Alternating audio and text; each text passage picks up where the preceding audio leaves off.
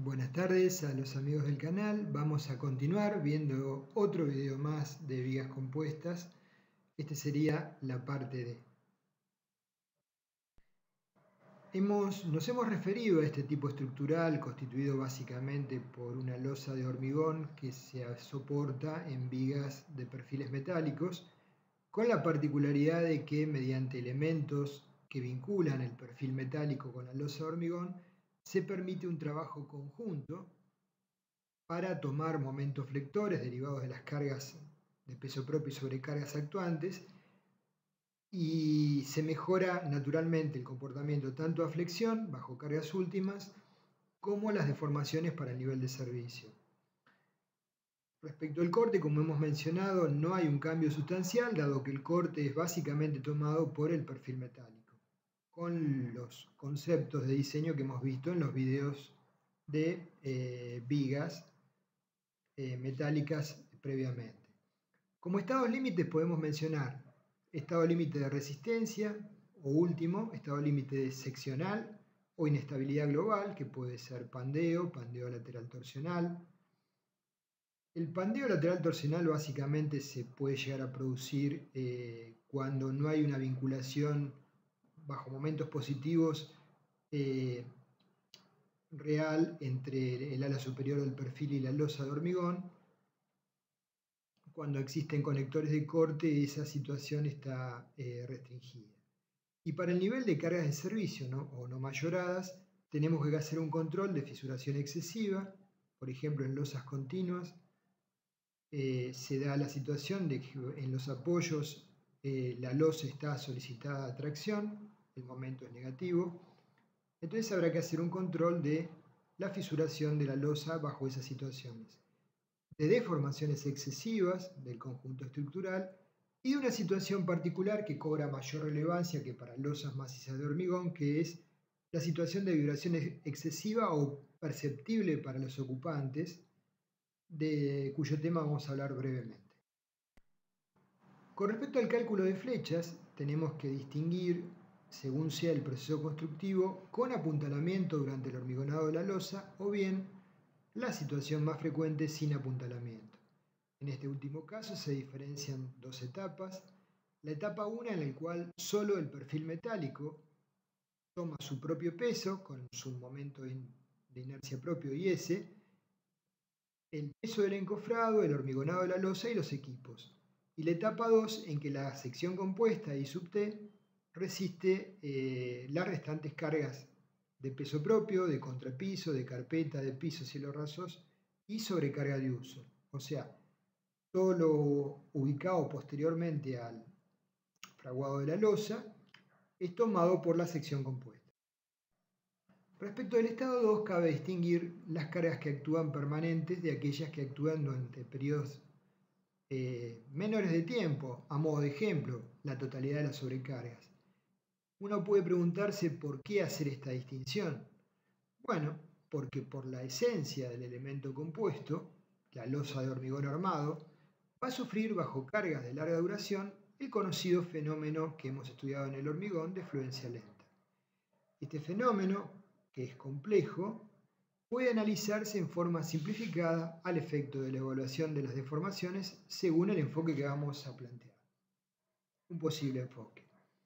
Si definimos la deformación total del hormigón comprimido como εt compuesta por εi, que sería la deformación instantánea producto de la tensión F'Ci sobre el módulo S de elasticidad del hormigón, más un componente εf, que sería el componente de deformación diferida en el hormigón, igual, como sabemos, al factor de fluencia, que tiene un valor cercano entre 2 y 3, por E'Ci, la deformación instantánea del hormigón. Tenemos, reemplazando, que εt es igual F'Ci sobre C por 1 más φ.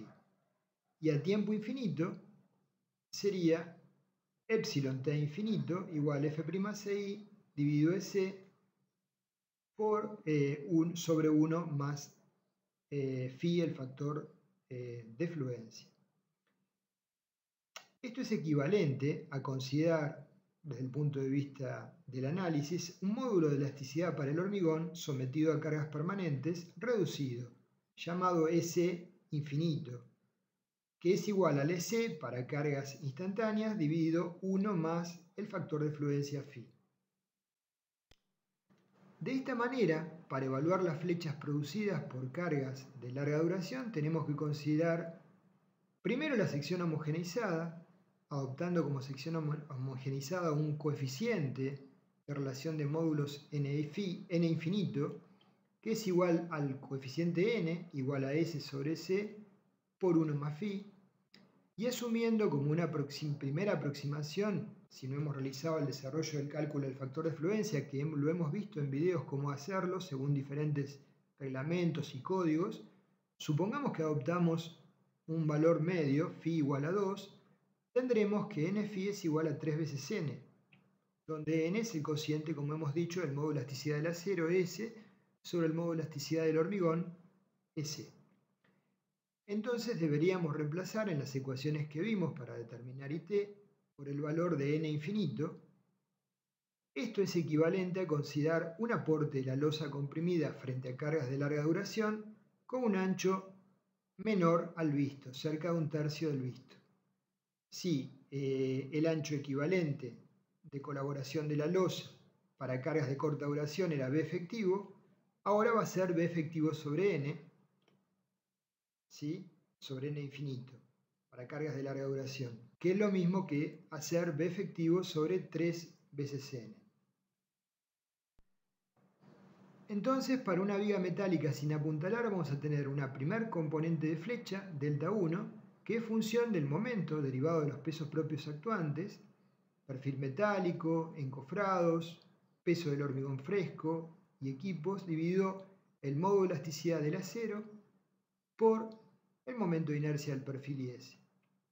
Luego vamos a tener una componente delta 2 de D, que es función del incremento de los pesos propios, ¿sí? Delta DMD, del incremento de momentos flectores derivados a peso propio, dividido el cociente E del perfil metálico por IT, el momento de inercia compuesto infinito.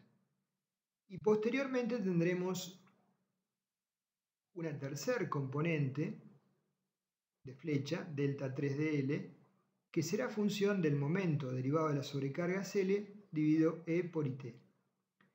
La sumatoria de los tres términos deberá ser menor que delta admisible. Y la llamada flecha activa es aquella flecha que se produce luego de que la losa ha fraguado hormigón, tiene capacidad de tomar cargas y por lo tanto puede ser aplicado sobre la misma algún elemento de cerramiento, un muro divisorio, un tabique divisorio, y por lo tanto ese elemento puede sufrir daños por efecto de las flechas. Por lo tanto, para la flecha activa se toma el componente de delta 2 más delta 3.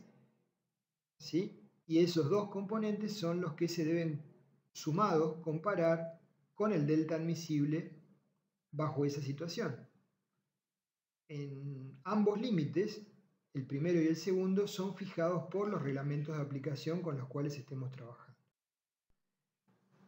Con respecto a la consideración sobre la construcción sin apuntalar, tenemos que hacer una verificación de los esfuerzos en el ala inferior considerando la secuencia de la construcción.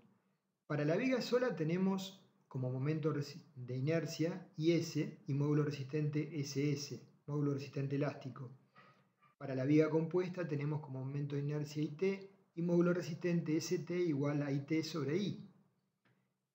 La tensión para el nivel de cargas de servicio en el ala inferior, FSD, deberá ser menor o igual que 0,6 de FI, igual a MD sobre SS,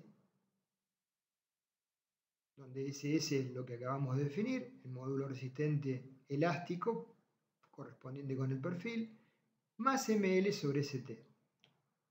A fin de garantizar que la viga no quede solicitada excesivamente durante la construcción, de no verificar esta condición que planteamos, se podría colocar puntales temporales, por ejemplo, cada L sobre 4 de la luz de la viga, bajo el perfil hasta que el hormigón de la losa haya alcanzado una resistencia adecuada para ser autosuficiente. Los estados límites de servicio los podemos enumerar como estado límite de fisuración, deformaciones o vibraciones. Esto ya lo hemos planteado para estructuras de hormigón en general. Como factores influyentes en el aspecto de vibraciones, los seres humanos son más sensitivos a las vibraciones que las estructuras. Esto implica que los límites para evitar daños estructurales no nos garantizan de por sí el confort de los ocupantes de ese local. La percepción humana de vibraciones depende de varios factores que tienen relación entre sí, como los que vamos a enumerar: el tipo de actividad, la dirección de la vibración, la amplitud de la misma y la frecuencia de la vibración.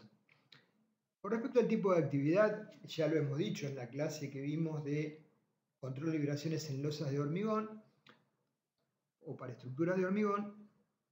No será lo mismo un local donde se hacen actividades aeróbicas, un gimnasio, que un local de estudio, de lectura o de descanso, ¿sí? Entonces, los umbrales permisibles a partir de los cuales se generan incomodidades en los usuarios son diferentes en función del tipo de actividad. Entonces, esto es lo que decimos en esta imagen: es mucho menor en una habitación que en una oficina llena de personas trabajando, y a su vez el umbral es más alto en un gimnasio donde los ocupantes se encuentran realizando actividades aeróbicas o bailes, o bien, esto es típico, en un entrepiso con juegos mecánicos para niños. ¿Quién no ha llevado a niños a un local comercial donde hay juegos, algunos que tienen impactos dinámicos, pesos importantes que se mueven, y si bien es perceptible la vibración de la losa, la gente está ocupada y pensando en otras actividades y no genera por ello molestias?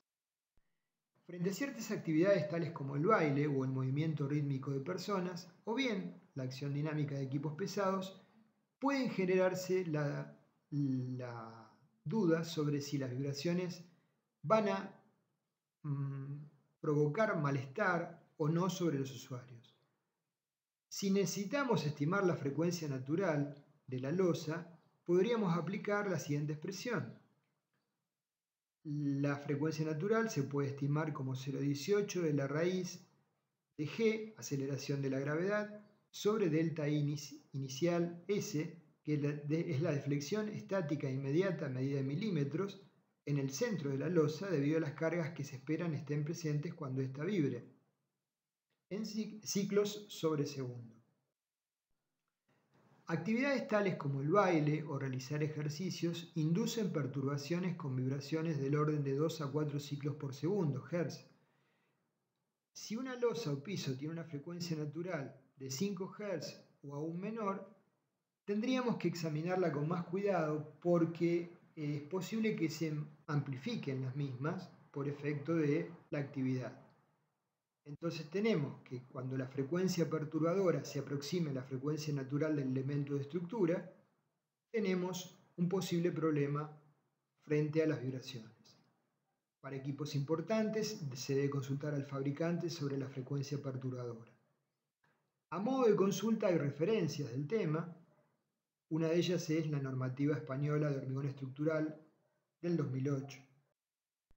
La instrucción de hormigón estructural nos indica que en general, para cumplir el estado límite de vibraciones, hay que proyectar la estructura para que las frecuencias naturales de vibración se aparten suficientemente de ciertos valores críticos. Y aclara, las variaciones de la rigidez o en el amortiguamiento debido a la fisuración influyen en la respuesta dinámica de las estructuras de hormigón y en realidad dificultan su evaluación precisa, ¿sí? O sea, lo que podemos hacer es una estimación, pero tendríamos que hacer análisis dinámicos para tener mayor precisión en la misma.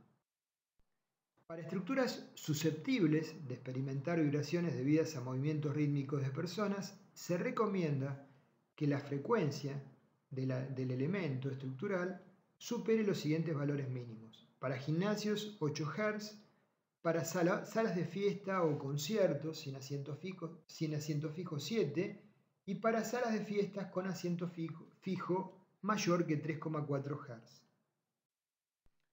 Cuando se detecte que el entrepiso pueda presentar problemas de resonancia, si nos encontramos en la etapa constructiva, podemos cambiar ciertas dimensiones relacionadas con la estructura para modificar la frecuencia natural. Ahora bien, si ya se encuentra en servicio la estructura, a veces es posible aislar la fuente de vibraciones o disminuir la intensidad. Es muy probable que se requiera un estudio de la resonancia cuando encontramos que la frecuencia perturbadora se aproxima a la frecuencia natural de la estructura.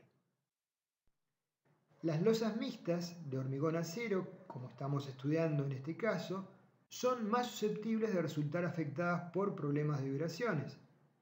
Asimismo, el amortiguamiento de estas es en general inferior a losas de hormigón armado macizas o nervuradas. Entonces hay que prestar más atención a este tema.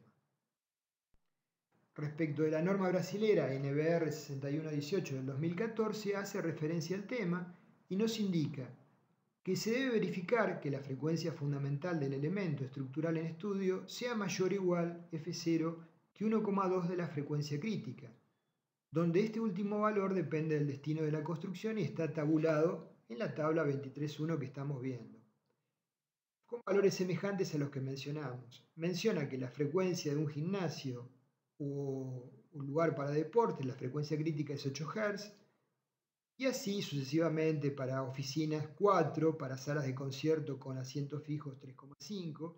Entonces la frecuencia natural del elemento estructural que analizamos debería ser cuando menos 1,20 mayor a estos valores que estamos mencionando en la tabla, para alejarnos de la frecuencia perturbadora. Bueno, de esta manera hicimos una presentación en breve pero conceptual del tema. Los esperamos en el próximo video. Gracias.